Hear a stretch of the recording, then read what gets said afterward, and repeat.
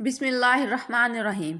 عبداللہ طاہر جب خراسان کے گورنر تھے اور نیشا پور اس کا دارالحکومت تھا تو ایک لوہار شہر ہرات سے نیشا پور گیا اور چند دنوں تک وہاں کاروبار کیا، پھر اپنے اہل و عیال سے ملاقات کے لیے وطن لوٹنے کا ارادہ کیا اور رات کے پچھلے پہر سفر کرنا شروع کر دیا۔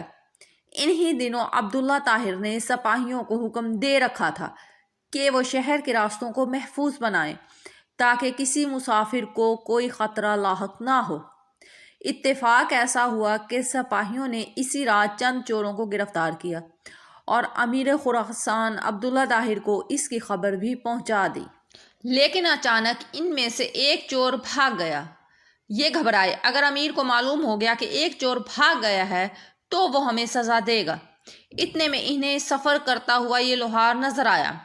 انہوں نے اپنی جان بچانے کی خاطر اس بے گناہ شخص کو فوراً گرفتار کر لیا اور باقی چوروں کے ساتھ اسے بھی امیر کے سامنے پیش کر دیا۔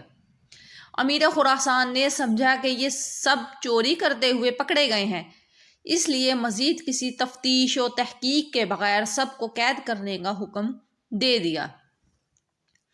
نیک سیرت لوہار سمجھ گیا کہ اب میرا معاملہ صرف اللہ جل شانہ کی بارگاہ سے ہی حل ہوگا اور میرا مقصد اسی کے کرم سے حاصل ہو سکتا ہے، لہٰذا اس نے وضو کیا اور قید خانہ کے ایک گوشہ میں نماز پڑھنا شروع کر دی۔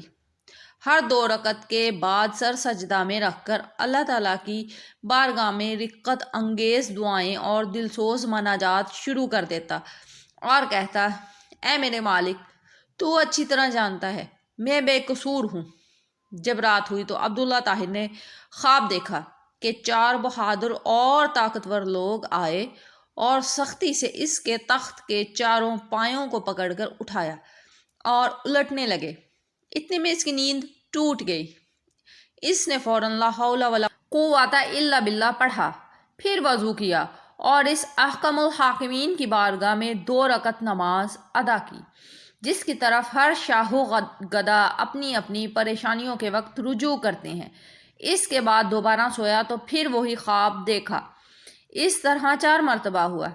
ہر بار وہ یہی دیکھتا تھا کہ چاروں نوجوان اس کے تخت کے پایوں کو پکڑ کر اٹھاتے ہیں اور الٹنا چاہتے ہیں۔ امیر خراسان عبداللہ طاہر اس واقعہ سے گھبرا گئے اور انہیں یقین ہو گیا کہ ضرور اس میں کسی مظلوم کی آہ کا اثر ہے۔ امیر خراسان نے رات ہی میں جیلر کو بلوایا اور اس سے پوچھا کہ بتاؤ، تمہارے علم میں کوئی مظلوم شخص جیل میں بند تو نہیں کر دیا گیا ہے؟ جیلر نے عرض کیا، عالیجا، میں یہ تو نہیں جانتا کہ مظلوم کون ہے، لیکن اتنی بات ضرور ہے کہ میں ایک شخص کو دیکھ رہا ہوں جو جیل میں نماز پڑھتا ہے اور رقت انگیز دلسوز دعائیں کرتا ہے۔ امیر نے حکم دیا اسے فوراً حاضر کیا جائے۔ جب وہ شخص امیر کے سامنے حاضر ہوا تو امیر نے اس کے معاملہ کی تحقیق کی۔ معلوم ہوا کہ وہ بے قصور ہے۔ امیر نے اس شخص سے معذرت کی اور کہا، آپ میرے ساتھ 3 کام کیجئے۔ نمبر 1، آپ مجھے معاف کر دیں۔ نمبر 2، میری طرف سے 1000 درہم قبول فرمائیں۔ نمبر 3، جب بھی آپ کو کسی قسم کی پریشانی درپیش ہو تو میرے پاس تشریف لائیں تاکہ میں آپ کی مدد کر سکوں۔ نیک سیرت لوہار نے کہا، آپ نے جو یہ فرمایا کہ میں آپ کو معاف کر دوں تو میں نے آپ کو معاف کر دیا، اور آپ نے جو یہ فرمایا کہ 1000 درہم قبول کر لوں تو وہ بھی میں نے قبول کیا، لیکن آپ نے یہ جو کہا ہے کہ مجھے کوئی مشکل درپیش ہو تو میں آپ کے پاس آؤں، یہ مجھ سے نہیں ہو سکتا۔ امیر نے پوچھا، یہ کیوں نہیں ہو سکتا؟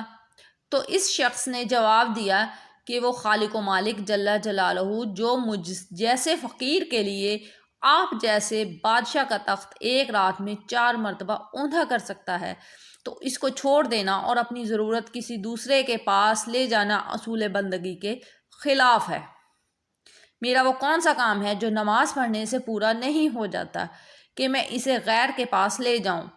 یعنی جب میرا سارا کام نماز کی برکت سے پورا ہو جاتا ہے تو مجھے کسی اور کے پاس جانے کی کیا ضرورت ہے؟